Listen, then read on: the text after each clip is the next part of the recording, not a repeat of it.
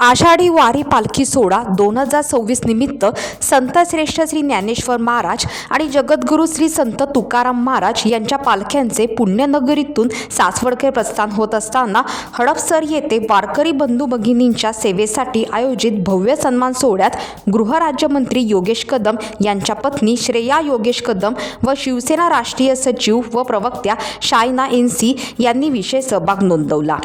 हजारो वारकऱ्यांच्या उपस्थितीत त्यांनी स्वतः पायी चालत वारकऱ्यांची भेट घेत त्यांनी आपुलकीनं विचारपूस केली।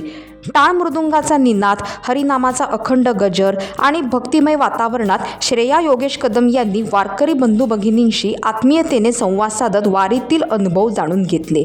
विशेषतः महिला वारकरी भगिनींशी संवाद साधून त्यांच्या सुरक्षिततेसह आवश्यक सोयीसुविधांबाबत माहिती घेतली।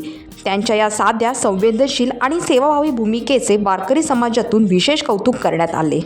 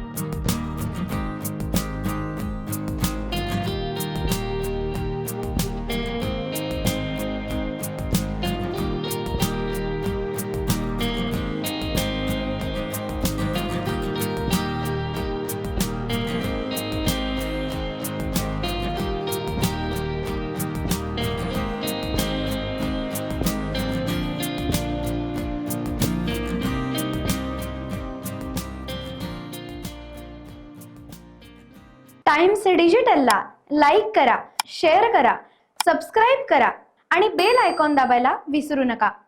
Times digital.